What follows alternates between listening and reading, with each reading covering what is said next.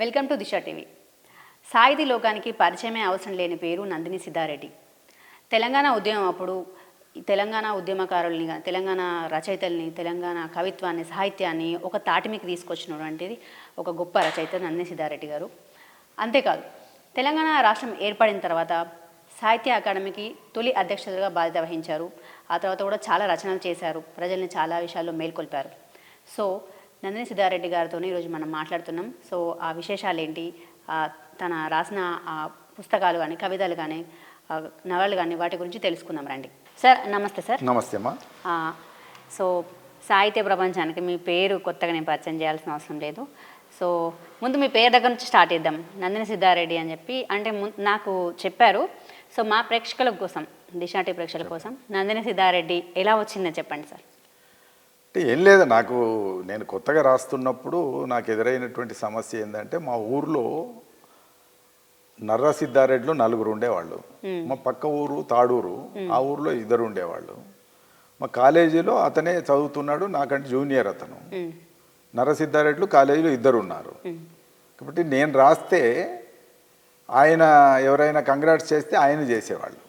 అది నాకు కొంచెం అరే నేను కష్టపడి రాస్తే అయితే ఆయనకు పేరు చెప్తున్నారు కదా అని కొంచెం ఏదో కినుక వహించి అప్పుడు దీన్ని ఏదైనా చేయొచ్చా అని ఆలోచించినప్పుడు మా సీనియర్స్లో మల్లారెడ్డి అనేటువంటి ఆయన ఇంటి పేరు మార్చుకున్నాడు, గులాబీల మల్లారెడ్డి.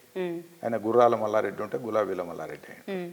అట్లా ఇంటి పేరు మార్చుకుందామని ఇంటి పేరు ట్రై చేసి నంది సిద్ధారెడ్డి. మన నర్ర అంటే ఎద్దు, ఈక్వలెంట్ వర్డ్, ఇనిషియల్ ఎన్ మారకుండా ఉండాలి. ఈ అనేక కండిషన్స్ మధ్యన నర్ర బదులుగా నంది తెచ్చుకున్నాను. నంది తెచ్చుకున్న తర్వాత ఉమాపతి పద్మనాభ శర్మ అని అతను సిద్దిపేటలో నాకు కొంచెం ఈ కథలు రాయడంలో గైడ్ ఆయన అన్నాడు, కొంచెం ఇన్కంప్లీట్గా అనిపిస్తుంది నాకు పేరు, నీ చేద్దాం, నీ చేరుద్దాం అని నందిని అని చేర్చాడు. ఇంకా సిద్ధారెడ్డి కథ ఏంటంటే నాకు దావత్ ఉండేది. ఆ దావత్ ఉన్నప్పుడు నాకు పఠాభి ఫిడేల్ రాగాల డజన్ అనే పుస్తకం రాశాడు శ్రీశ్రీ తరం వాడు. అతను ఫిడేల్ రాగాల డజన్ రాసేటప్పుడు దాంట్లో కవిత ఉంటుంది. పొలిటికల్ లీడరు భోగరాజు పట్టాభి సీతారామయ్య ఉన్నాడు. ఆయన అనుకునే వాళ్ళట ఈయనను చూసి, అందుకని నేను ఆ పఠాభిని కాదు పఠాభిని అని ఈయన ఒత్తుటా పెట్టుకున్నాడు. చిత్రంగా ఉంది. ఆయన కొంచెం చిత్రకవిత్వం రాశాడు. అదేదో కొత్తలో యవ్వనంలో తొలి దశలో రాస్తున్న మొదటి దశలో నాకు ఆకర్షించింది. కానీ నేను కూడా ఈ దావత్తు తీసేస్తే అయిపోతుంది కదా అని దాకు జటా పెట్టి తీసేశాను.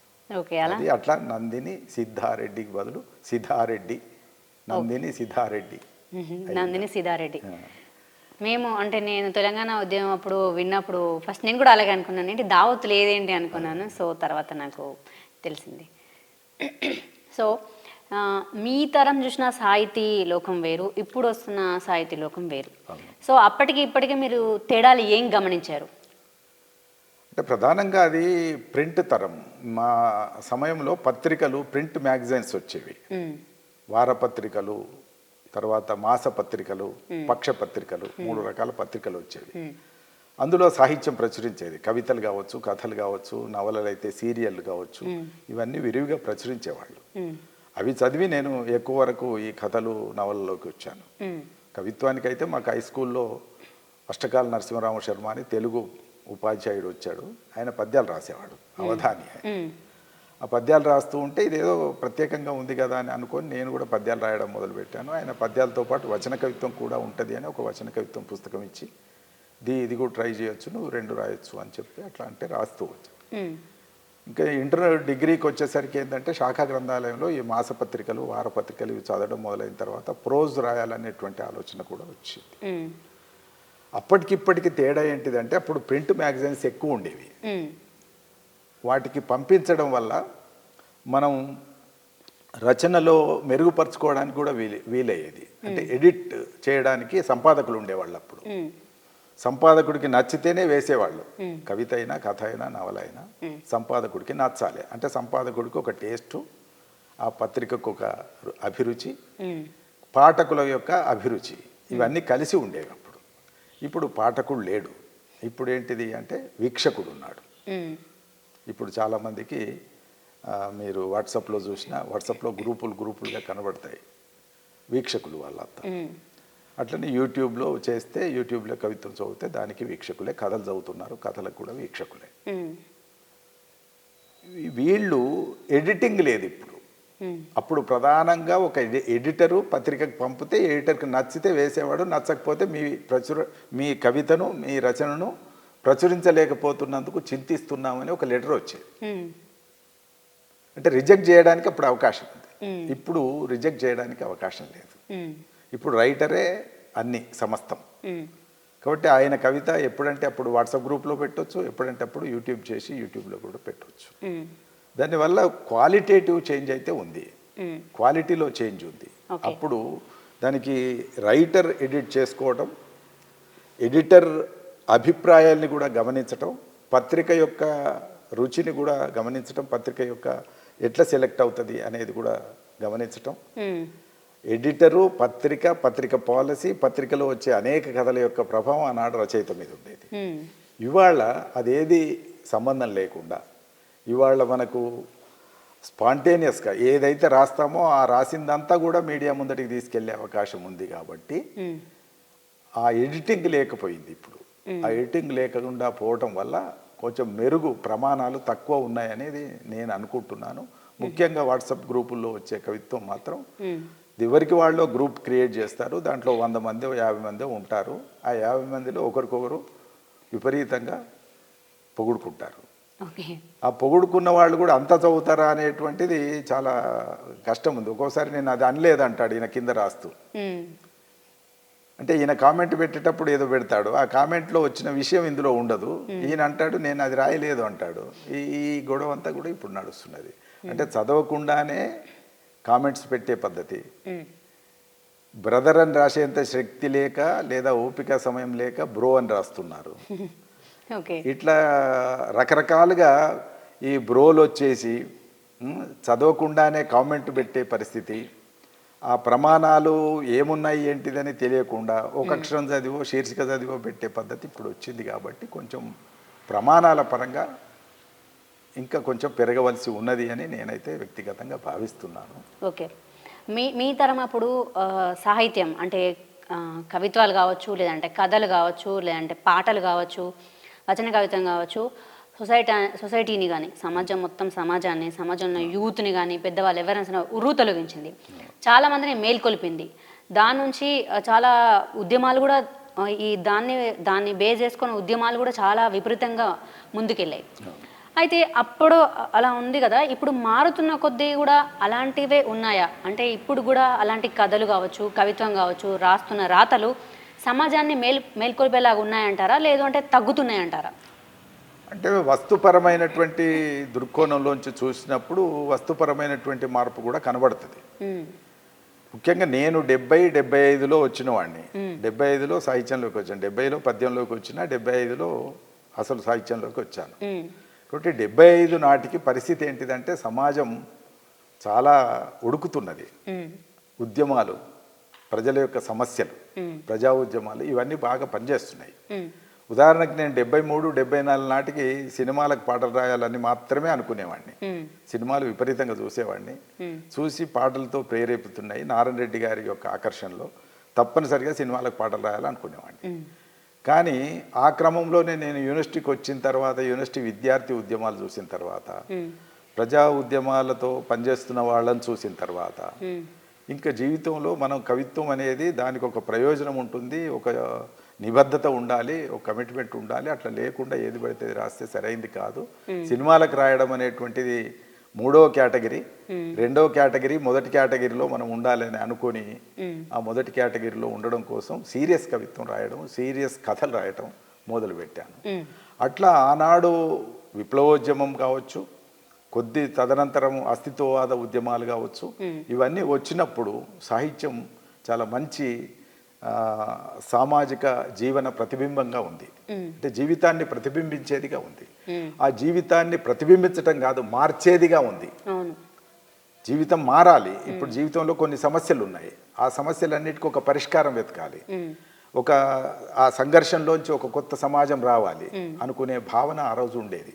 అందుకని అటు విప్లవ కవిత్వం కావచ్చు, దళిత కవిత్వం కావచ్చు, స్త్రీవాద కవిత్వం కావచ్చు, తర్వాత వచ్చినటువంటి మైనారిటీవాద కవిత్వం, తర్వాత ఇంకా ప్రాంతీయ అస్తిత్వం, ఈ అన్నిట్లలో కూడా జీవితం ఉంది, జీవన సంఘర్షణ ఉంది. ఆ సంఘర్షణలో ఉండేటటువంటి సమస్యలన్నిటికీ ఒక పరిష్కారం ఉంది. ఆ పరిష్కారంలో మనం సాహిత్యాన్ని దానికోసం అంకితం చేయాలి అనేటువంటి ఒక భావన ఉండేది. అందుకని వైస్ వర్స సమాజంతో సాహిత్యం ప్రభావితమైంది, సాహిత్యంతో సమాజం ప్రభావితమైంది. ఉదాహరణకి తెలంగాణ ఉద్యమం సాహిత్యం లేకుండా తెలంగాణ ఉద్యమం లేదు, పాట లేకుండా తెలంగాణ ఉద్యమం లేదు. కాబట్టి పాటలు, వ్యాసాలు, అనేక విశ్లేషణలన్నీ కలిపిన తర్వాతనే తెలంగాణ ఉద్యమానికి ఒక ప్రాతిపదిక ఏర్పడ్డది. ఆ తర్వాతనే రాజకీయ నాయకులు వచ్చారు. కాబట్టి ఉద్యమానికి సాహిత్యానికి గాఢమైనటువంటి సంబంధం ఉంటుంది ఎప్పుడైనా. ఆ గాఢమైనటువంటి సంబంధం ఇప్పుడు కొంచెం కొంచెంగా తగ్గిపోయింది. తగ్గిపోయి ఇప్పుడు సమస్యలు అయితే పెరిగినాయి, ఇంకా అంతకంటే కూడా పెరిగినాయి. అటు స్త్రీల పరంగా కానీ, దళితుల పరంగా కానీ, లేదా ప్రాంతీయ పరంగా కానీ, ఇంకా అనేక రకాల రాష్ట్రం వచ్చినప్పటికీ అనేక రకాల సమస్యలు ఇప్పటికీ కంటిన్యూ అవుతున్నాయి. ఆ కంటిన్యూ అవుతున్నాయి. ప్రపంచీకరణ వల్ల సమస్యల శాతం పెరిగింది కూడా. ఆ ప్రపంచీకరణ యొక్క ప్రభావం వల్ల ఎన్ని సమస్యలు పెరిగి సామాన్యుడు, పేదవాడు తెలియకుండా ఓటరు ఆ కూరుకుపోతున్నటువంటి ఊబిలో కూరుకుపోతున్నటువంటి ఒక దశ మనం చూస్తాం. ఇది నిజానికి మేల్కొల్పాల్సి ఉంటుంది. సాహిత్యమే మేల్కొల్పాలి.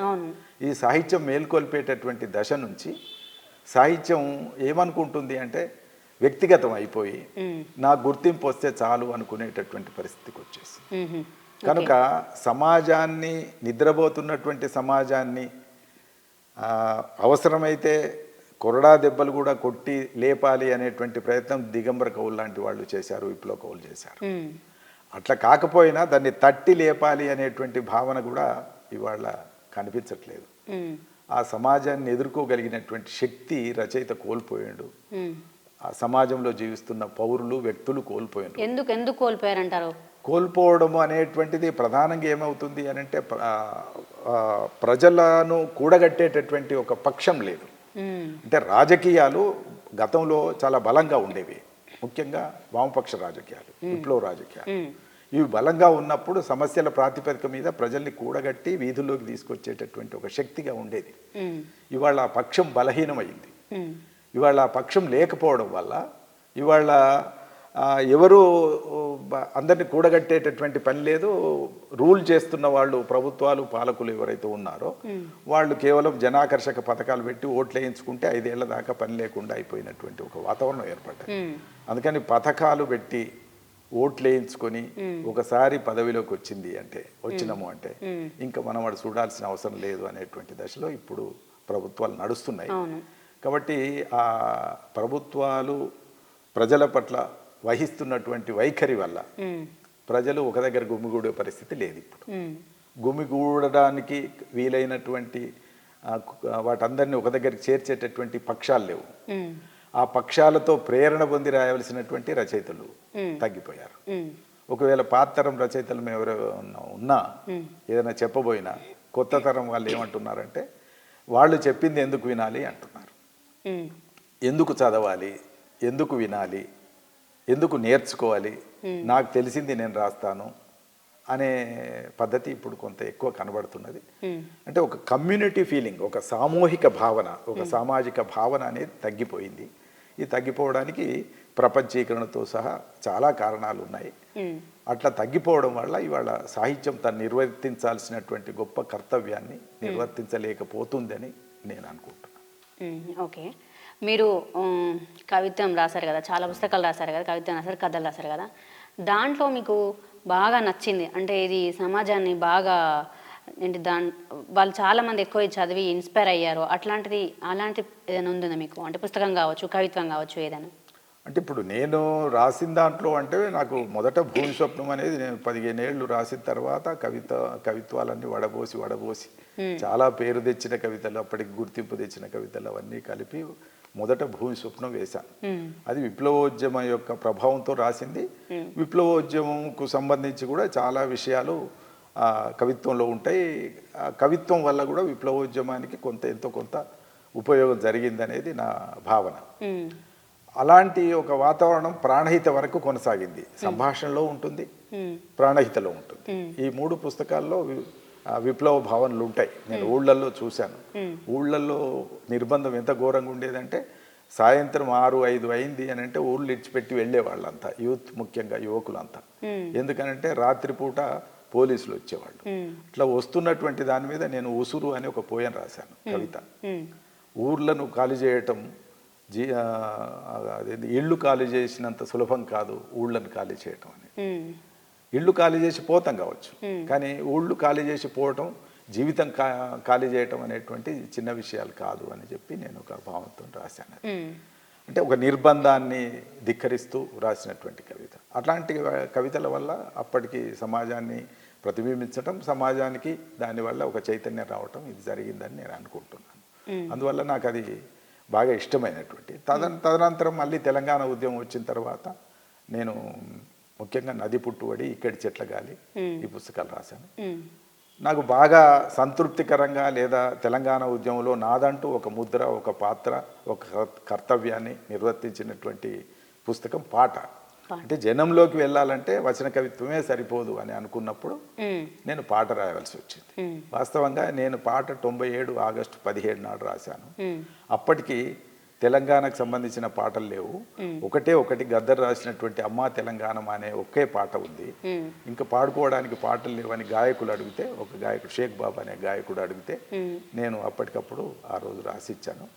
ఆ పాటే నాగాయిటి సాలల్లో నా తెలంగాణ, నవ్వేటి బతుకుల్లో నా తెలంగాణ. అది చాలా ప్రాచుర్యంలోకి వచ్చింది. తెలంగాణలో ఇంత వైభవమైన సంస్కృతి ఉందా అని ఒక అస్తిత్వ చైతన్యం దానివల్ల కలిగిందని చాలామంది మిత్రులు అంటారు. అది చాలా జనంలోకి వెళ్ళింది. ఆ మాటకొస్తే సినిమాల్లోకి కూడా వెళ్ళింది. ఆ సినిమాల్లో కూడా నారాయణమూర్తి రూపంలో సినిమాల్లోకి వెళ్తే ఆ సినిమాకు కూడా నాకు ఆ పాటకు నంది బహుమతి దాకా వెళ్ళింది. అంటే విపరీతమైన ప్రచారం ఆ పాటకు వచ్చింది. అంటే ప్రజల్ని బాగా ప్రభావితం చేయాలంటే మొట్టమొదటి ప్రక్రియ పాట. తర్వాత ప్రజల్ని ఒక భావోద్వేగానికి లోను చేసి కొంచెం ఆలోచనాత్మకంగా ఉండాలంటే వచన కవిత. మూడోది జీవితాన్ని, ఏ సమస్య కూడా పక్కకు పోకుండా జీవితాన్ని సరైనటువంటి పద్ధతిలో ప్రతిఫలించి ఆ జీవితాన్ని సమూలంగా మార్చేటటువంటి శక్తి కథకు ఉంటుంది, నవలకు ఉంటుంది.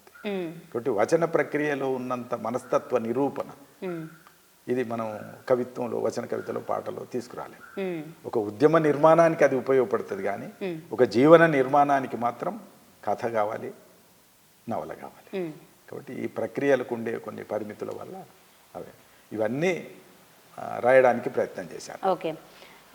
తెలంగాణ ఉద్యమం అప్పుడు, తెలంగాణ ఉద్యమం అంటే కేసీఆర్ వీళ్ళందరూ వచ్చిన తర్వాత అంటే చాలా పీక్ స్టేజ్లో ఉన్నప్పుడు ఈ సాహిత్యం కూడా అంటే దానికి మంజీరా పేర్లు ఇవన్నీ అంటే ఏంటి, మేము కూడా ఆంధ్ర రచయితల కంటే, అంటే ఆంధ్ర సాహిత్యం కంటే తెలంగాణ సాహిత్యం ఎందులోనూ తక్కువ కాదు అని చూపించడానికి. సో ఇక్కడ కూడా చాలామంది రచయితలు అందరూ ఒక వేదిక మీదకి వచ్చి తెలంగాణ రచయితల వేదికలన్నీ పెట్టి ఒక జనాల్లోకి బలంగా తీసుకెళ్లారు కదా.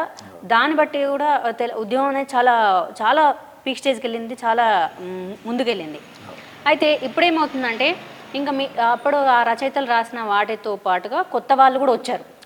కొత్త వాళ్ళు కూడా చాలామంది ఇన్స్పైర్ అయ్యి పాటలు రాయడం కానీ, కవితలు కానీ గట్టిగా వాళ్ళ అంటే ఏంటి, వాళ్ళ పవర్ అనేది, మన తెలంగాణ పవర్ చూపించాలని చాలామంది కొత్త వాళ్ళు వచ్చారు.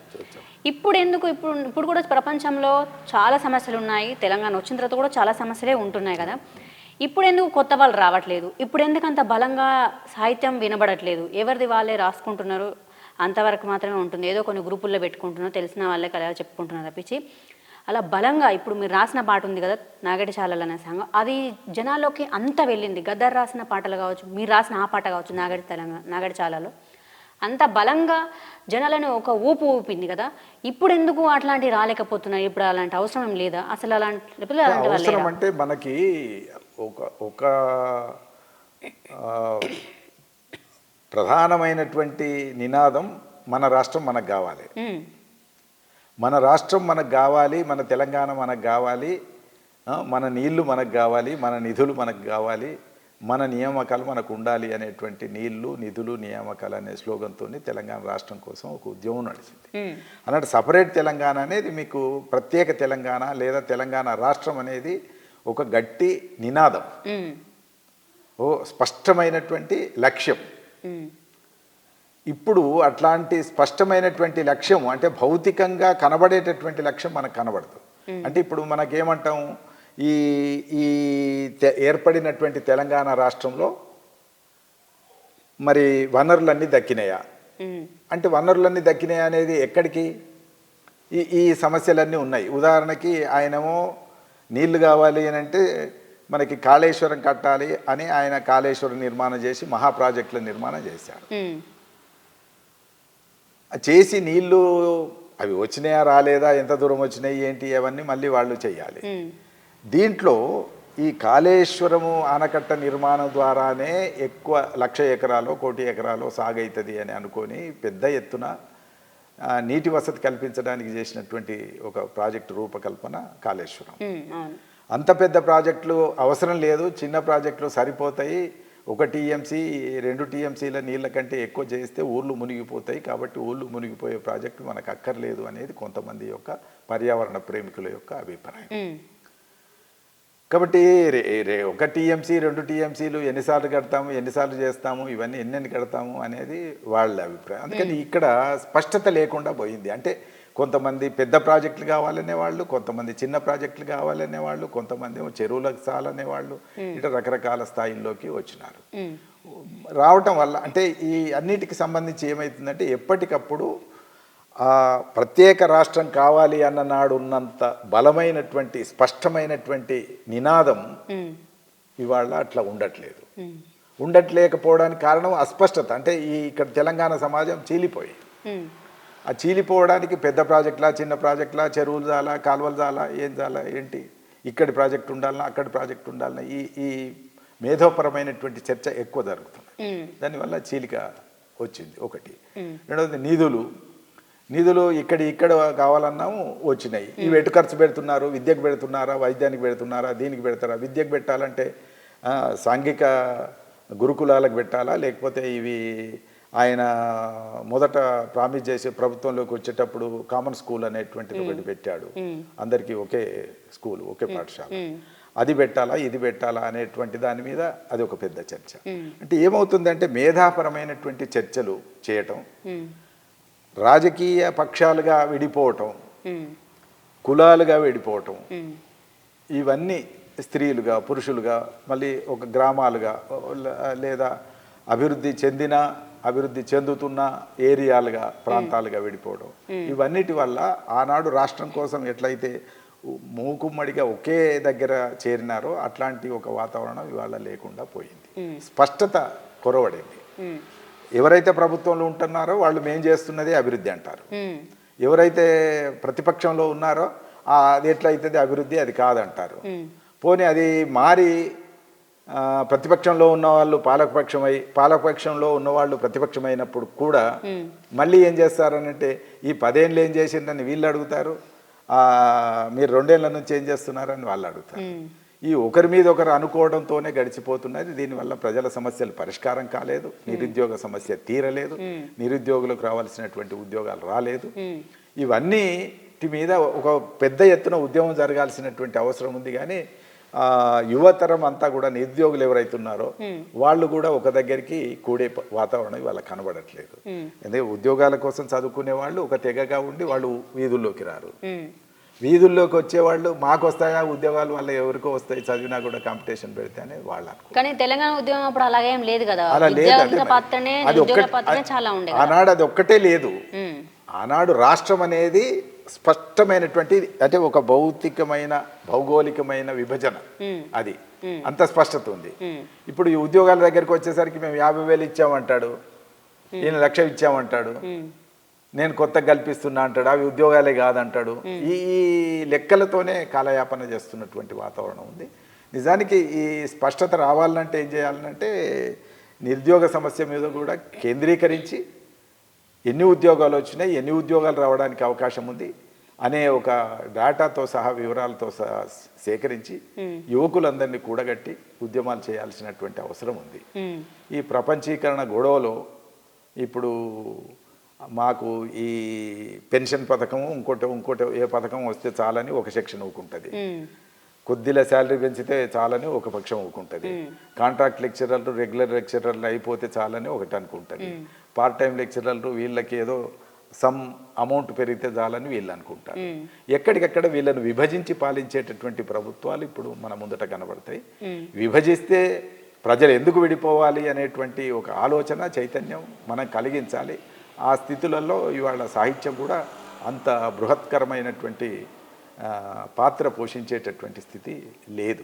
అంటే ఏమంటారు, ఇంకా నేను కూడా మాట్లాడుతుంటాను, మాట్లాడినప్పుడు మీరు ముందు నడవండి సార్ అంటాడు. 70 ఏళ్ల వాళ్ళు ముందు నడవాలి, 20 ఏళ్ల వాళ్ళు 30 ఏళ్ల వాళ్ళేమో వెనక నడవాలి. అంటే అవగాహనలోనే పెద్ద లోపం ఉంది. ముందు నడవడం అనేటువంటిది నీవా నేనా అనేటువంటిది కాదు. మేము 45 50 ఉన్నప్పుడు తెలంగాణ ఉద్యమం మొదలుపెట్టాం. ఇప్పుడు మళ్ళీ మేమే ఉండాలి అని అంటే అది అంటే మేము ఎట్లాగో సమస్యల పరిష్కారం కోసమే జీవితం అంతా ఉంటాం, సమస్య లేదు. జీవితం అంతా తెలంగాణలో ఉన్న సమస్యల పరిష్కారం కావాలి, తెలంగాణలో అందరికీ న్యాయం దక్కాలి అనే అంశం మీదనే మేము కాన్సన్ట్రేట్ చేస్తాము, రాస్తాము. సాహిత్యమైన పని అయినా ఏదైనా దీంతో ఉంటుంది. కానీ నువ్వు ముందు నడు అంటే నువ్వు ముందు నడు అని అనుకునేటటువంటి వాతావరణం కాదు. ఉదాహరణకి మేము ఏదో జరుగుతుంది అని అనుకున్నాం, గత ప్రభుత్వంలో చేస్తున్నది అది అభివృద్ధి అని అనుకున్నాము, అది కాదని ఇంకా కొంతమంది అన్నారు. ఈ గొడవల మధ్యన చీలిపోదు కదా. ఒక రాష్ట్రం ఏర్పడిన తర్వాత ప్రభుత్వంలోకి వచ్చిన తర్వాత ప్రభుత్వానికి అనుకూలంగా కొందరు, వ్యతిరేకంగా కొందరు తయారు. ఇప్పుడు కూడా ఇంకో ప్రభుత్వం వచ్చింది, ఆనాడు మాట్లాడిన వాళ్ళంతా ఈనాడు ఊరుకుంటారు, ఆనాడు మాట్లాడని వాళ్ళంతా ఈనాడు మాట్లాడుతున్నారు. ఇది కూడా ఒక పెద్ద సమస్య. అప్పుడు మీరెందుకు మాట్లాడలేదు అంటాడు ఈయన. ఎవరికి వాళ్ళ నైతికంగా వాళ్ళ మొరైటీ దెబ్బతీసి వాళ్ళ నోరు మోయించేటటువంటి పనులలోకి ఇవాళ వాట్సాప్ గ్రూపులు కూడా ఎక్కువ పనిచేస్తున్నాయి. ఇలాంటిదే ఒకటి తెలంగాణ ఉద్యమం రాకముందు, అంటే తెలంగాణ ప్రత్యేక తెలంగాణ రాకముందు, రాష్ట్రం ఏర్పడక ముందు సాహితీకారులు అందరూ కావచ్చు, కవులు రచయితలు అందరూ కావచ్చు, లేదంటే ఇవి విప్లవ ఉద్యమంలో ఉన్న అందరు కావచ్చు, వీళ్ళందరూ చాలా బలంగా వీళ్ళ వాయిస్ వినిపించారు, బలంగా ఉన్నారు. తెలంగాణ రాష్ట్రం ఏర్పడిన తర్వాత కొన్ని పదవులు ఇచ్చారు కొంతమందికి, వాటెవర్ రాజకీయ పదవులో నామేవో పదవులు ఇచ్చారు. అయితే ఇక్కడ ఒక చాలా ప్రజల్లో కానీ లేదంటే కొంతమంది ఒక పెద్ద విమర్శ ఉండింది, వీళ్ళు ఉద్యమం ఉన్నప్పుడు ప్రశ్నించారు, ఇప్పుడు పదవులు తీసుకొని వీళ్ళు ప్రజా సమస్యలను పక్కకు వదిలేశారు పదవుల కోసమని అన్నారు. అది ఎంతవరకు నిజమా? ఇప్పుడు నేను అందుకే చెప్తున్నా కదా, విడిపోయి చూసే వాళ్ళ దృష్టికోణం వేరుగా ఉంటుంది. ఇప్పుడు ఉదాహరణకి సాహిత్య రంగం నుంచి వచ్చిన వాడిని నేను, సాహిత్య రంగం నుంచి వచ్చిన వాడిని కనుక నేను ప్రభుత్వంతో ఉండాలి అని ముఖ్యమంత్రి గారు ఆనాడు అడిగినప్పుడు సాహిత్యానికి సంబంధించింది ఏదన్నా పని అయితే చేస్తాను, ఇది అదర్వైజ్ నాకు వేరే పనులు వద్దు, పైసలు సంపాదించుకునే పదవులు చాలా ఉన్నాయి ఆడ, ఆ చాలా ఉన్న పదవులన్నీ ఇడిచిపెట్టేసి నేను సాహిత్యానికి సంబంధించిన పనే కోరుకున్నాను అన్నాడు. ఆ పని ఆ శాఖ లేదు. ఎన్టీ రామారావు వచ్చిన కొత్తలో సాహిత్య అకాడమీలన్నీ మూత వేశాడు, వీటికి పెట్టే ఖర్చులు వేస్ట్ అని మూత పెట్టాడు. మూతపెట్టి వాళ్ళు చేసిన పని ఏంటిది అని అంటే రకరకాల పేర్లతో రకరకాలుగా దోచుకొని ఉన్నారు. కాబట్టి అకాడమీ ఉండడం వల్ల మేలు జరుగుతుంది అనేటువంటి భావన నాకుండి నేను అడిగితే ఆయన తిరిగి తెలంగాణ సాహిత్య అకాడమీ పునరుద్ధరించాడు. పునరుద్ధరించినప్పుడు దానికి సంబంధించి నేను సాహిత్యంలో చాలా పని చేశాను. ఇవాళ గుర్తించడానికి వాళ్ళకు చాలామందికి మోమాటాలు లేకపోతే వాళ్ళ ముసుగులు ఇవన్నీ కూడా పనిచేస్తున్నాయి. నిజానికి నేను 130 పుస్తకాలు వేశాను, అందుబాటులో లేని చాలా అరుదైనటువంటి పుస్తకాలు 130 పుస్తకాలు నేను తెచ్చాను. 3 సంవత్సరాలు నేను ఏమి రాయకుండా, నా వ్యక్తిగతమైనటువంటి రచనల జోలికి పోకుండా నేను 3 సంవత్సరాలు కేవలం తెలంగాణ సాహిత్యం అభివృద్ధిలోకి తేవాలి, తెలంగాణ సాహిత్య కృషి జరగాలి అని పుస్తక ప్రచురణ ఒకవైపు ప్రపంచ తెలుగు మహాసభలు చేశాం. 42 దేశాల నుంచి ప్రతినిధులను పిలిపించి తెలంగాణ వాయిస్ వినిపించాలి అని వినిపించాం. బాల సాహిత్యం అభివృద్ధి చేసేదానికి స్కూళ్ళల్లోకి పోయి స్కూళ్ళల్లో మీటింగ్స్ పెట్టాం, మీటింగ్స్ పెడతాం అన్న వాళ్ళకి డబ్బులు ఇచ్చాం. చేసి బాలలలో కొత్త రచయితలు, ఎందుకంటే రేపు పొద్దున సాహిత్యకాలు రావాలంటే బాలల నుంచే రావాలి కాబట్టి బాల సాహిత్యంలోకి గ్రౌండ్ తయారు చేయడం, నేపథ్యం తయారు చేయడానికి అక్కడ ప్రయత్నం చేశాం. మళ్ళీ కాలేజీలలో కూడా చాలా చోట్ల సాహిత్యం అంటే ఇందుకు దీంతో ఈ పనులు అవుతాయి అని కాలేజీలలో జూనియర్ కాలేజీలలో డిగ్రీ కాలేజీలలో కూడా మీటింగులు పెట్టించాం. ఇవన్నీ 3 సంవత్సరాలు నిరంతరంగా ఎడతెగకుండా పనిచేసి, కానీ పదవులు తీసుకొని నోరు మూసుకొని ఉన్నారు. నోరు మూసుకొని లేము. నేను స్వయంగా నేను పదవిలో ఉన్నమాట నిజమే. నేను పదవిలో ఉన్నప్పుడు వివి సార్, వరవరరావు సారు, ఆయనను కనీసం ఆనాడు జైల్లో ఉన్నారు. ఆయన ఆ జైల్లో ఉన్నప్పుడు కరోనా వస్తే కరోనాకు ట్రీట్మెంట్ కూడా ఇవ్వకుండా చావు బతుకుల మధ్యన ఉన్నాడు అని అంటే, నేను ఒక పోస్ట్లో ఉండి, క్యాబినెట్ ర్యాంక్ పోస్ట్ అది ఉండి, మేము ప్రొటెస్ట్ చేసినాం. సుందరయ్య విజ్ఞాన మందిరం ముందట నిలబడి ఒక 15 మంది రచయితలం వరవరరావు గారికి మెరుగైనటువంటి ఆరోగ్యం, అది వైద్య సదుపాయం కల్పించాలి, జైలు నుంచి విడుదల చేయించాలి, ముఖ్యమంత్రి గారు కూడా చొరవ చేయాలి విడిపించడానికి అని రకరకాల పద్ధతుల్లో మేము అక్కడ రోడ్డు మీదకి వచ్చి ధర్నా చేసినాం. నిజానికి అట్లా చాలా మంది వేరే వాళ్ళు కూడా చేయొచ్చు, కానీ నేను బాధ్యతల్లో ఉండి కూడా చేశాను. బాధ్యతల్లో ఉండి నిరుద్యోగ సమస్యను కేసీఆర్ పట్టించుకోవటం లేదు. నిరుద్యోగ సమస్యను పరిష్కరించాలి. నిరుద్యోగం అనేది నీళ్లు నిధులు నియామకాల్లో 3వ అంశమే నియామకాలు కాబట్టి వీళ్ళకి తప్పనిసరిగా ఉద్యోగాలు ఇవ్వాలి. తీవ్రమైనటువంటి నిర్లక్ష్యం చేస్తున్నాడు ఆయన, అది కరెక్ట్ కాదు అని నేను మీడియాకు చెప్పాను. అట్లనే అక్కడ నుంచి ఎక్కడ ఇందిరా పార్క్ దగ్గర నుంచి ధర్నా శిబిరం ఎత్తేస్తే, నిరసన శిబిరం ఎత్తేస్తే దాని మీద నేను మాట్లాడాను. నిరసన శిబిరం ఇక్కడే ఉండాలని ఆయనతో ప్రత్యేకంగా మాట్లాడాను. బయటకు చెప్పమంటే బయట చెప్పాను, ఇక్కడే ఉండాలని అడిగాను. ఆర్టీసీ స్ట్రైక్ జరిగింది మధ్యలో.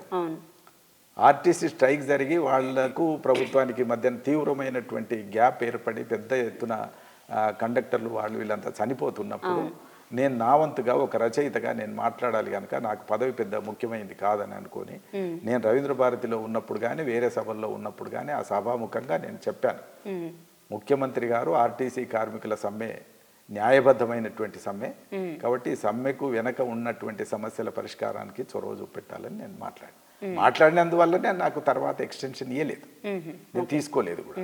ఎందుకంటే నా మాట్లాడే స్వేచ్ఛను కోల్పోయిన తర్వాత నాకు పదవి ఉండి ఏం చేస్తుంది, అది నా భావన. కాబట్టి అందరూ మాట్లాడలేదు అని ఒక గుదిగుచ్చి ఒక మూలకు పెట్టేసి ఎవరిని ఇప్పుడు కూడా మాట్లాడనీయకుండా చేయడం అనేది సరైనటువంటిది కాదు. మాట్లాడడం కోసమే రచయిత, మాట్లాడడం కోసమే సాహిత్యం, ప్రశ్నించడం కోసమే సాహిత్యం. కాబట్టి ప్రశ్న ఎప్పుడూ ఉంది, ప్రశ్నిస్తూనే ఉన్నాం. ఈ ప్రశ్న నిర్మాణాత్మకంగా ఉండాలి అనే భావన ఉంది. విధ్వంసపూరితమైన ప్రశ్నలు ఉంటాయి, నిర్మాణాత్మకంగా ఉండే ప్రశ్నలు ఉంటాయి. కాబట్టి నిర్మాణాత్మకమైనటువంటి ప్రశ్నలు ఉండాలని అనుకుంటున్నాను. అప్పుడు అంటే కేసీఆర్ ప్రభుత్వం ఉన్నప్పుడు వాళ్ళు సాహిత్య అకాడమీకి మిమ్మల్ని అధ్యక్షులుగా చేశారు కదా, సో మీరు దాంట్లో ఉన్నారు కొన్ని రోజులు. కానీ ఇప్పుడు తర్వాత కాంగ్రెస్ గవర్నమెంట్ వచ్చినాక మిమ్మల్ని సత్కరిస్తామని వాళ్ళంటే ఎందుకు మీరు వద్దని చెప్పారు మరి? ఇప్పుడు నేను దానికి కారణం చెప్పాను కదమ్మా. నేను ఇప్పుడు సమస్య ఏంటంటే లాస్ట్ డిసెంబర్, సరిగ్గా ఇదే నెల డిసెంబర్ 9వ తారీఖు నాడు సోనియా గాంధీ బర్త్డే. ఆ సోనియా గాంధీ బర్త్డే సందర్భంగానే అంతకుముందు కేసీఆర్ నిరాహార దీక్ష చేస్తే రాష్ట్ర ప్రకటన తొలిసారి వెలువడ్డది డిసెంబర్ 9. ఆ డిసెంబర్ 9ని మళ్ళీ కాంగ్రెస్ ప్రభుత్వం రేవంత్ రెడ్డి గారు దానికి పెద్ద ఎత్తున ఉత్సవం చేయాలని నిర్ణయించారు. చేసినప్పుడు అప్పుడు అధ్యక్షులు లాంటి కళాకారులు కావచ్చు లేదా ప్రభుత్వానికి దగ్గరగా ఉంటున్న కళాకారులు తలా ₹1,00,00,000 340 గజాల జాగా ఫ్యూచర్ సిటీలో ఏదో అన్నారు. ఈ అన్నప్పుడు నన్ను అడిగారు.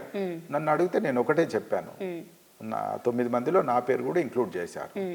ఇంక్లూడ్ చేసి ముఖ్యమంత్రి కార్యాలయం నుంచి నాకు ఫోన్ చేశారు. ఫోన్ చేసినప్పుడు నేను ఒకటే చెప్పాను, తెలంగాణ తల్లి విగ్రహం మార్చే అవసరం లేకుండింది, మార్చారు, పోనీ కిరీటం తీసేశారు, నాకేం అభ్యంతరం లేదు, సామాన్య స్త్రీ కింద తీసేశారు. చేతిలోంచి బతుకమ్మ తీసేస్తే ఎట్లా అది తెలంగాణ ఆత్మగౌరవం అవుతుంది? తెలంగాణ ఆత్మగౌరవానికి విఘాతం కలుగుతున్నప్పుడు నేను అది ఎంత పెద్ద ప్రైజ్ అయినా కూడా, నేను పురస్కారం అయినా కూడా నేను తీసుకోను. అందుకని చేతిలోంచి బతుకమ్మ ఉంటే, బతుకమ్మ ఏమన్నది, బతుకమ్మ తెలంగాణ సంస్కృతికి ప్రతీక, సాంస్కృతిక ప్రతీక. అది ఈ సాంస్కృతిక ప్రతీకను, అస్తిత్వ ప్రతీకను మీరు తీసేసి నాకు పురస్కారం ఇస్తా అంటే నేను ఎట్లా తీసుకుంటాను? నేను తీసుకోను అని చెప్పాను. అలాగే కాబట్టి ఎప్పుడైనా ఇవాళ ఆత్మగౌరవం అనే విగ్రహం గురించి కొట్లాడుతున్నారు, కానీ నిజానికి బతుకమ్మ తీసేసినాడు ఆత్మగౌరవానికి ఎక్కువ నష్టం జరిగింది. ఇవాళ బాలసుబ్రహ్మణ్యం విగ్రహం పెడితే జరిగే నష్టం కంటే బతుకమ్మ తీసేసినాడు తెలంగాణ సంస్కృతికి అస్తిత్వానికే పెద్ద ఎత్తున విఘాతం జరిగింది. జరిగినప్పుడు మాట్లాడలేదు, ఇప్పుడు మాట్లాడుతుంది చాలామంది. అవును. కాబట్టి బతుకమ్మ ఉండడం తెలంగాణ ఆత్మగౌరవం.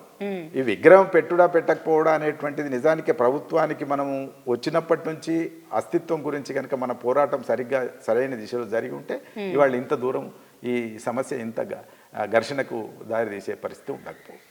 కాబట్టి మనం తెలంగాణ రాష్ట్రం వచ్చినా నిరంతరం తెలంగాణ సంస్కృతికి అస్తిత్వ పరిరక్షణ కోసం కంకణబద్ధులమై ఉండాలి, ఎప్పటికీ రాస్తూ ఉండాలి, ఎప్పటికీ మాట్లాడుతూ ఉండాలి. తెలంగాణ వచ్చినంత మాత్రాన తెలంగాణ సంస్కృతి అభివృద్ధి అయినట్టు కాదు. ఈ సంస్కృతికి అస్తిత్వాన్ని నిలబెట్టడానికి మనం నిరంతరం జాగరూకతతో ఉండాలి. ఆ ఉద్దేశంతోనే నేను బతుకమ్మ తీసేసిండ్రు కనుక నేను రిజెక్ట్ చేసిన.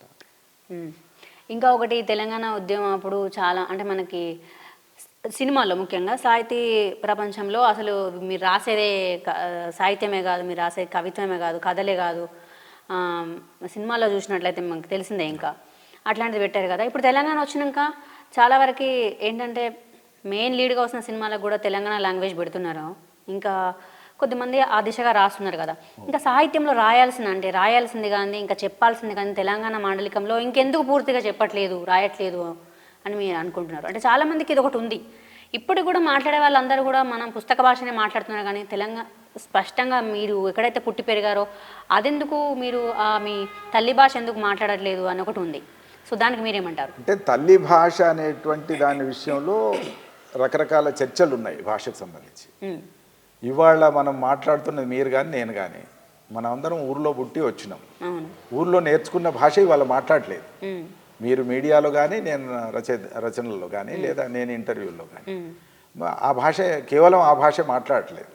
ఊరు విడిచిపెట్టి వచ్చిన తర్వాత మనం ఎంఏ చేసాం, పిహెచ్డి చేసాం, ఎంఫిల్ చేసాం, ఉద్యోగాలు చేసాం, పాఠాలు చెప్పాం. పాఠాల్లో చెప్పినప్పుడు దానికి ఒక టెక్స్ట్ ఉంది, వాచకం ఉంది, ఆ వాచకాన్ని బట్టి పాఠాలు చెప్పాం. ఈ అన్నిటి క్రమపరిణామం ఒక 70 ఏళ్ల చరిత్ర లేదా కనీసం 60-55 ఏళ్ల చరిత్ర పరిణామం అంతా భాష మీద ఉంది.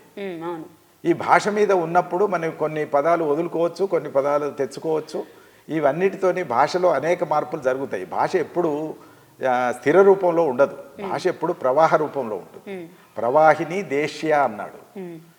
దేశీ భాషలు ఏవైనా సరే దేశీయ సంస్కృతులు కానీ భాషలు కానీ ఇవన్నీ ప్రవాహంలాగా మారుతుంటాయి. నిన్న ఉన్న నీళ్ళు వాళ్ళు ఉండవు నదిలో, తాత్వికంగా మాట్లాడతారు. ఒకవేళ ఆ నదిలో నీళ్లు ఉండవచ్చు కానీ నిన్న ఉన్న నీళ్లు ఉండవు అన్నాడు. ఎందుకు ఉండవు అంటే నిన్న ఉన్న నీళ్ళు వెళ్ళిపోయినాయి, వాళ్ళ కొత్త నీళ్ళు వచ్చినాయి. అట్లా భాషలో కూడా ఎప్పటికప్పుడు చాలా మార్పులు జరుగుతుంటాయి. అంత మాత్రాన తెలంగాణ భాష పక్కకు పోయిందని కాదు. ఎంత జరిగినా ఎన్ని మార్పులు జరిగినా తెలంగాణ భాష ఇవాళ తన సొంత అస్తిత్వంతో నిలబడుతున్నది. మనం రాయవలసి వస్తే ఊరి పాత్రను రాయవలసి వస్తే ఊరి భాషలోనే రాయాలి. చదువుకున్న ఒక పాత్రను మనం ప్రవేశపెట్టి రాయవలసి వస్తే ఆ చదువుకున్న పాత్ర ఎట్లా మాట్లాడుతుందో అదే రాయాలి. మీరు కథలు రాస్తారు, నేను కథలు రాస్తాను. కథల్లో ఒక చదువుకున్న పాత్ర తెలంగాణ పాత్ర పెట్టినప్పుడు తెలంగాణలో ఒక ప్రొఫెసర్ ఉంటాడు. ఈ ప్రొఫెసరు ఊర్లో మాట్లాడుకునే భాషనే మాట్లాడి పాఠం చెప్తాడా? చెప్పడు కదా, మార్పు ఉంటుంది కదా. కాబట్టి ఈ భాషలో ఎప్పుడు ఇన్ని రకాలైనటువంటి అంతరాలు ఉన్నాయి. ఊర్లో కూడా నాకు తెలిసినంత వరకు ఒకే భాష ఉండదు. ఊర్లో కూడా మళ్ళీ ఆయా అంటే ఊర్లో ఒక ఉద్యోగి ఒక రకంగా మాట్లాడతాడు, ఒక కూలి ఒక రకంగా మాట్లాడతాడు, తర్వాత ఒక కులంలో ఉన్న వాళ్ళు ఒక రకంగా మాట్లాడతారు, పనికి పోయే వాళ్ళు వ్యవసాయంలో ఉన్న వాళ్ళు ఒక రకంగా మాట్లాడతారు. ఈ అంతరాలన్నీ ఊర్లో కూడా ఉన్నాయి. కాబట్టి ఈ అంతరాలు ఈ పరిణామం 60-70 సంవత్సరాల పరిణామం ఆంధ్ర భాషతో మనకు నిరంతరం ఏర్పడినటువంటి సంబంధాల వల్ల, పుస్తక భాషతో నిరంతరం ఏర్పడినటువంటి ప్రభావాల వల్ల చాలా మార్పులు లోనై ఉన్నాయి. కాబట్టి అదే భాష రాయాలి, అదే జరగాలి అని అంటే అది ఏది అచ్చమైంది అనే చర్చ కూడా చాలా పెద్ద సమస్య. హైదరాబాద్ది అచ్చమైందా, మెదక్ది సిద్దిపేటది అచ్చమైందా, మంచిర్యాలది అచ్చమైందా? ఏది అచ్చమైంది? తెలంగాణ భాష. తెలంగాణకు ఒక ప్రామాణిక భాష ఏర్పాటు చేసుకోవాలనేది కొంతమంది సూచన చేశారు.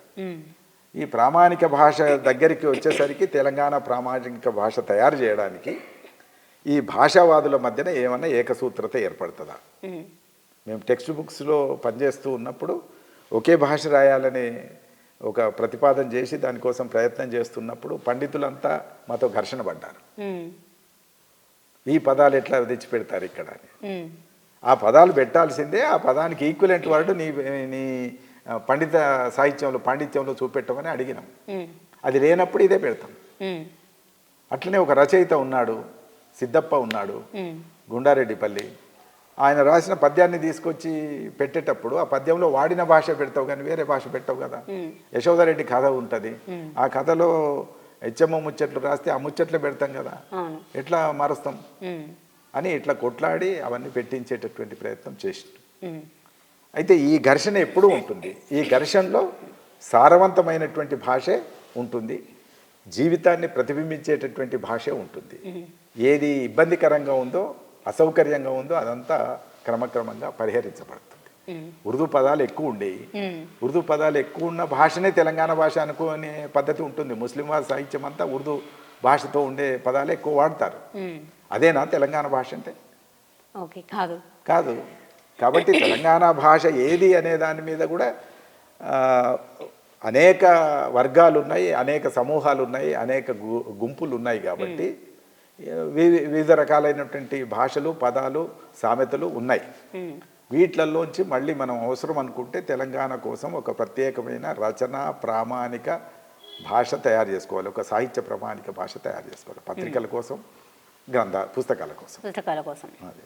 ఓకే, ఇప్పుడు మీ కొత్త నవల ఉందిగా నాగటి తరం, దాని గురించి చెప్పండి. కొత్త తరం నవల కూడా అదే. ఇప్పుడు ముఖ్యంగా దీంట్లో ఏం చేశానంటే, ఆనాడు నవల రాయాలని అనిపించటమే నాకు గతంలో రాయలేదు. నేను ఇప్పుడు రాశాను. కవిత్వం చాలా అనుకున్నాను. నేను ఈ విద్యార్థి దశలో కథలు రాసినోడిని కూడా కథలు వదిలిపెట్టేసిన. ఇప్పుడు కథలు నవలలు రాయాలనే కోరిక నాకు ఇప్పుడు బలంగా కలుగుతున్నది. ఎందుకనంటే, ఇప్పుడు ఇందాక మీరు అన్నారు, ఉద్యమాలు నిర్మించేటటువంటి దశలో భావోద్వేగాలు అవసరం కనుక కవిత్వము పాటలు రాయాల్సి వచ్చింది.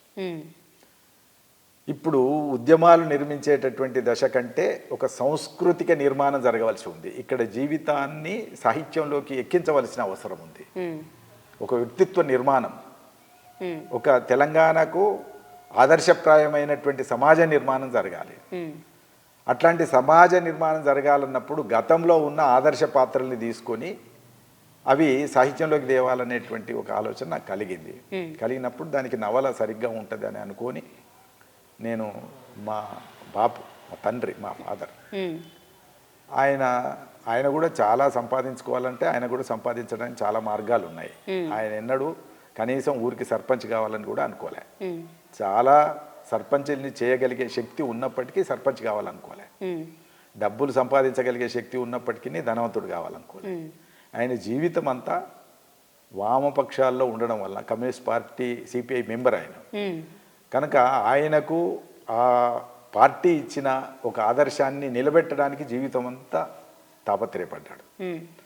ఒకానొక దశలో ఆ పార్టీ కూడా పోరాటానికి దూరమైనప్పుడు ఎవరు పోరాడుతున్నారో వాళ్ళ వెనుక ఉండాలి మనం, పార్టీ వెనుక కాదు, పోరాడేదాని వెనుక, పోరాటం వెనుక ఉండాలి అని అనుకొని ఆయన సవరించుకొని వచ్చిన ఎంఎల్ పార్టీ లేదా పీపుల్స్ వార్ పార్టీకి కూడా అనుకూలంగా ఉండడానికి ఆయన ప్రయత్నం చేశాడు. ఎందుకు ఇదంతా చెప్తున్నానంటే, భూమి అనేది కొందరి చేతుల్లో ఉండి పేదవాడికి దూరంగా ఉండడం వల్ల నిజాం హయాంలో జరిగినటువంటి తెలంగాణ రైతాంగ పోరాటంలో దున్నేవానికి భూమి కావాలనేది ఆనాడు నినాదం. ఎవడు దుంతడో వానికే భూమి ఉండాలి, పట్ట వానికే ఉండాలి అనేది ఆనాడు ప్రధానమైన నినాదం. ఆ దున్నేవానికే భూమి అనేది ఇవాళకి రాలేదు. ఇది ఆదర్శంగానే ఉంది. కానీ దున్నేవానికి భూమి కావాలనే పేరుతో జీవితాలే ఆహుతి అయిపోయినాయి, కాలగర్భంలో గడిచిపోయినాయి. అట్లా మా బాపు జీవితం కూడా దున్నేవాడికే భూమి కావాలనే దాదాపు మా ఊరికి సంబంధించిన ఒక పంచరాయిలో 500 ఎకరాలు ఉంటే 500 ఎకరాలు నిరుపేదలతో దున్నించి వాళ్ళకే పంచాడు. తాను అక్కడ ఒక ఎకరం కూడా, అర్ధ ఎకరం కూడా తీసుకోలే ఆయన అక్కడ. అది మొత్తం ప్రజలకే పంచాడు. అట్లాంటి ఒక పోరాటానికి నాయకత్వం వహించాడు కనుక ఆయన జీవితాన్ని రాయాలని నేను పెట్టుకున్నాను. అయితే దాంట్లో 2 తరాల్ని నేను చెప్పాను. మా బాపు తరం ఒకటి, మా తరం ఒకటి. మా తరంలో రీజనల్ ఇంజనీరింగ్ కాలేజ్ వరంగల్లో ఇంజనీరింగ్ చేస్తున్నటువంటి వ్యక్తి, చాలా మెరుగైనటువంటి వాళ్ళకే ఆర్యూసీలో సీట్ వస్తుంది. అట్లా కృష్ణా జిల్లా నుంచి వచ్చినటువంటి ఒక ఆయన నిజామాబాద్ జిల్లా సెటిలరు, అతను ఆర్ఈసీలో చేస్తున్నాడు, సూరపనేని జనార్దన్ ఆయన పేరు. ఆయన అంత అత్యున్నతమైనటువంటి ఇంజనీరింగ్ స్థాయి, ఐఐటి లాంటిది అనుకోండి అది, అట్లాంటి స్థాయి ఉన్న కాలేజీని వదిలిపెట్టి స్థానిక ప్రజల విముక్తే మన విముక్తి, వాళ్ళకు భూమి దక్కడమే మన జీవితానికి లక్ష్యం అని అనుకొని ఆయన ఆ చదువులు విడిచిపెట్టి వచ్చి ఊర్లలో పనిచేయడం మొదలుపెట్టాడు. ఆయన మా ఊరికి కూడా వచ్చాడు. మా ఊరికి వచ్చినప్పుడు మా బాబుకు పరిచయం చేస్తే ఆయన ఉండడానికి షెల్టర్లు, తినడానికి భోజనం పెట్టే వాళ్ళను మా ఫాదర్ సమకూర్చాడు ఆయనకు. సమకూరుస్తే ఆయన ఒక సంవత్సరంన్నర ఉండి కొట్లాడుతూ ఉన్నాడు. సంవత్సరంన్నరే ఎందుకన్నానంటే ఆయన మొత్తం ఈ మెదక్ జిల్లానే ఒక మంచి పోరాటాల దిశగా నడిపించాలి, ఉద్యమాల దిశగా నడిపించాలని అనుకొని వచ్చాడు. ఒకటి రెండు ఊర్లలో అక్కడ ఉండే దోపిడిని, షావుకారులను, వాళ్ళు సామాన్య ప్రజలకు చేస్తున్నటువంటి మోసాల్ని, దోపిడిని తగ్గించడానికి ఆయన వాళ్ళను శిక్షిస్తే దానికి పోలీసులు అంతా కలిసి ఆయన్ని ఎన్కౌంటర్ చేశారు. ఫస్ట్ ఎన్కౌంటర్ తెలంగాణలో గిరాయిపల్లి, అమరవీరులు నలుగురు వచ్చారు వరంగల్ నుంచి. నలుగుట్లో 2 ఇంజనీర్ కాలేజ్ వాళ్ళు, సూరపనేని జనార్దన్, ఆనంద్, మురళీమోహన్, సుధాకర్, నలుగురు వచ్చారు. ఈ నలుగురిని గిరాయిపల్లి అడవుల్లో చెట్ల గట్టి కాల్చేశారు. ఇదంతా ప్రత్యక్ష సాక్షి మా బాబు. అంటే ఆయన సిపిఐ, ఆయన రాజకీయాలకు సంబంధం లేదు, వీళ్ళ రాజకీయాలు. సిపిఐ ఒక దగ్గర ఆగిపోయింది, వీళ్ళు దాన్ని కొనసాగిస్తున్నారు. కొనసాగించేది దానివల్ల న్యాయం జరిగితే అటే ఉండాలి మనం అని ఆయన ఇటు వచ్చాడు. అంటే అట్లాంటి వాళ్ళ యొక్క జీవితం మనకి సాహిత్యంలోకి రావాలని అనుకుని నేను ఆ నవల రాశాను. దాని పేరు నాగటి తరం అని పెట్టడంలో ఉద్దేశం అదే. నాగటి తరం అంటే భూమి నాగలికి ఉన్న సంబంధాన్ని అర్థం చేసుకున్న తరం. చదువుకున్న ఇంజనీరింగ్ కాలేజ్ స్టూడెంటు ఊరికి వచ్చాడు, ఇక్కడనే పుట్టి పెరిగిన అతను ఆ ఊర్లోనే ఉన్నాడు. వీళ్ళిద్దరి యొక్క ఉద్దేశం భూమికి నాగలికి ఉన్న సంబంధం, భూమికి నాగలికి మనిషికి ఉన్న సంబంధం, ఈ మూడింటిని జత చేయాల్సినటువంటి అవసరాన్ని గుర్తించి చేసిన తీరు దాంట్లో నేను చెప్పడానికి ప్రయత్నం చేశాను. ఓకే, లాస్ట్ క్వశ్చన్ ఏంటంటే, ఇంకా తెలుగు సాహిత్యానికి, మనం తెలుగు సాహిత్యం అనే అనాలి, సో తెలుగు సాహిత్యానికి ప్రభుత్వం కానీ లేదంటే ఇప్పుడు వస్తున్న కొత్త యువతరం కవులు కావచ్చు, రచయితలు కావచ్చు, ఇంకా ఎలా దీన్ని ముందుకు తీసుకెళ్ళాలి? అంటే ఇప్పుడు ఒకటి, కొత్త వాళ్లను ప్రోత్సహించాలి. ఎవరైనా సరే బెదరగొట్టడం, సీనియర్లకు ఒకవేళ అట్లా ఎవరన్నా అలవాటు ఉండి ఎవరైనా వ్యక్తిగతంగా పేర్లు ఉంటే నాకు తెలియదు, వాళ్ళు ఒకవేళ బెదరగొడితే వాళ్ళు కూడా సరిదిద్దుకోవాలి. ముందు తరం వాళ్ళు సరిదిద్దుకోవాలి. మొదట ముందు తరం వాళ్ళు కొత్త తరాన్ని తయారు చేయడానికి ఎంత శ్రద్ధ పెట్టాలో, ఎంత సమయం ఇవ్వాలో అంత సమయం ఇవ్వాలి. వీళ్ళ అనుభవాలన్నీ వాళ్ళకి చెప్పాలి. వాళ్ళకి చెప్పి వాళ్ళను మంచి రచయితలుగా, ఎందుకంటే రేపు పొద్దున వీళ్ళు ఎంత లేదన్నా 5 ఏళ్లకో 10 ఏళ్లకో 15 ఏళ్లకో వీళ్ళు సమాజం నుంచి నిష్క్రమిస్తారు. రేపు ఉండాల్సిన వాళ్ళు కొత్త తరం రచయితలు. కాబట్టి కొత్త తరం రచయితల్ని తీర్చిదిద్దగలిగినప్పుడు మాత్రమే సాహిత్యం నిరంతరాయంగా ప్రవహిస్తుంది. సాహిత్యం అనేటువంటిది ఎవరో వేధిస్తే ఆగిపోయేది కాదు, ఎవరో ప్రోత్సహించకపోతే కూడా ఆగిపోయేది కాదు, నిరంతర ప్రయాణం అది. కాబట్టి కొత్త తరం రావాలి, వస్తుంది. కొత్త తరం అవసరమైతే జీవితం నుంచి నేర్చుకోవాల్సిందంతా నేర్చుకోవాలి. కొత్త తరానికి నేను గమనిస్తున్నంత వరకు 1-2 చిన్న సమస్యలు ఉన్నాయి. మాకే అంత తెలుసు అని అనుకోవటం అనేటువంటిది కూడా ఉంది. ఆ మాకే అంత తెలుసు అని అనుకోవటం వల్ల వాళ్ళకే నష్టం జరుగుతుందని నేను అనుకుంటున్నాను.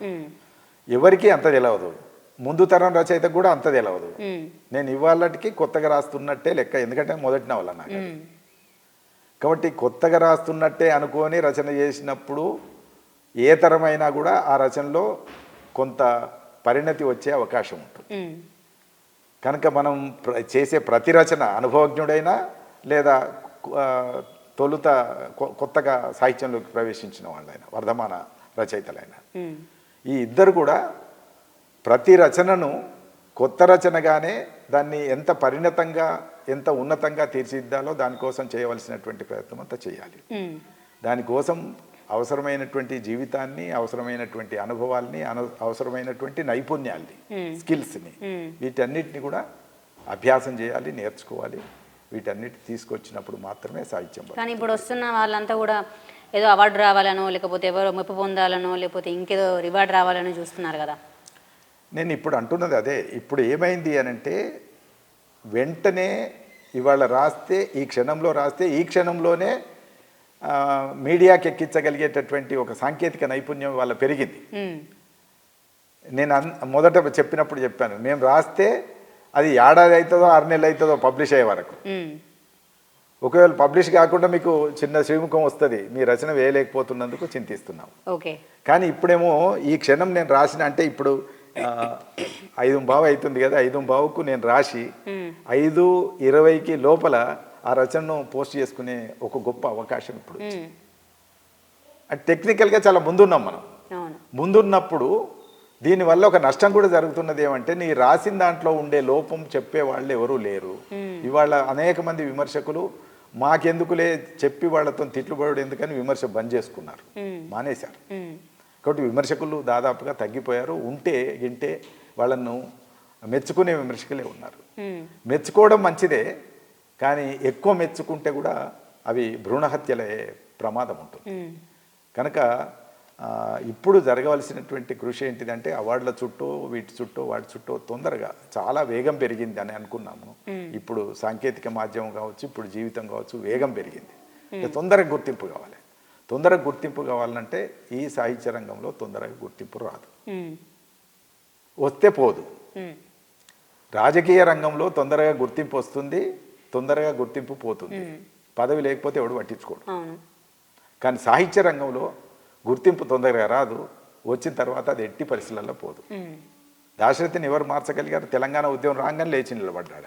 ఆయన అయిపోయింది అనుకున్నారు. కానీ తెలంగాణ ఉద్యమం రాగానే మళ్ళీ ఆ పద్యాలన్నీ మళ్ళీ పాడడం మొదలుపెట్టారు. ఆ చల్లని సముద్ర గర్భం పాట పాడడం మొదలుపెట్టారు. కాబట్టి రచయితకున్న ప్రత్యేకత ఏంటిది అంటే ఆయన సంపాదించినటువంటి ఖ్యాతి, కీర్తి, పేరు, ప్రతిష్ట ఇవేవి కూడా అవి అంతరించిపోయేవి కాదు, తదనంతరం కూడా అవి బతుకుతాయి. కాబట్టి రచయితకి జ్ఞానం ఉంటే పురస్కారాల వెంబడి పరిగెత్తవలసిన అవసరం లేదు. పురస్కారాలే నీ ఇంటికి నడిచి రావాలి. పురస్కారాల వెంబడి పొయ్యి వాళ్లను బతిమాలి, లేదా కొన్ని పైసలు ఇచ్చి, లేదా రకరకాల ప్రలోభాలు పెట్టి పురస్కారాలు తెచ్చుకునే పురస్కారాల వల్ల ఏ గుర్తింపు రాదు. ఒకటే గుర్తుపెట్టుకోండి, ఒకటే మాటలో చెప్పవలసి వస్తే, మీరు రాసే అక్షరమే మిమ్మల్ని నిలబెడుతుంది. మీ వాక్యంలో ప్రతిభ ఉంటే ఆ వాక్యమే నిలబడుతుంది. మీ రచనలో ఉండే జీవితమే అది ఉన్నత స్థాయి సాహిత్యం అవుతుంది.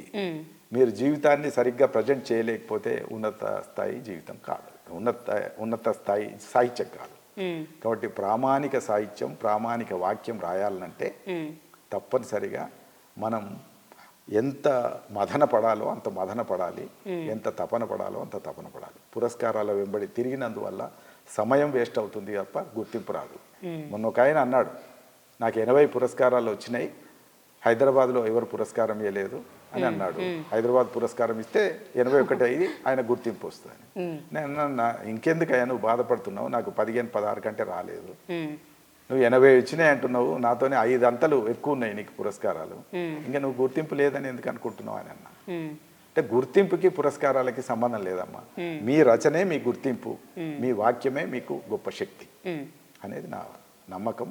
ఆ నమ్మకంతోనే నేను నడుస్తున్నాను.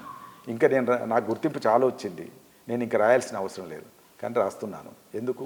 జీవితం మిగిలిపోయి ఉన్నది రాయకుండా.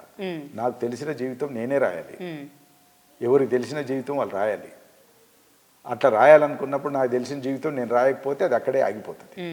కాబట్టి నేను రాయాలనుకొని ఇప్పటికీ రాస్తున్నాను.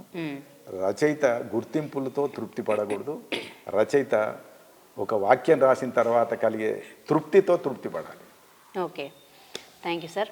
సో ఇదండి నందిని సిద్ధారెడ్డి గారు సాహితీ లోకం గురించి కానీ, తెలంగాణ ఉద్యమంలో జరిగినటువంటి ఆ సాహిత్యం, తెలంగాణ ఉద్యమం తర్వాత ఉన్నటువంటి సాహిత్యం కానీ, ఇప్పుడు ఉన్నటువంటి సాహితీ లోకం గురించి కానీ చెప్పినటువంటి విశేషాలు. Thank you.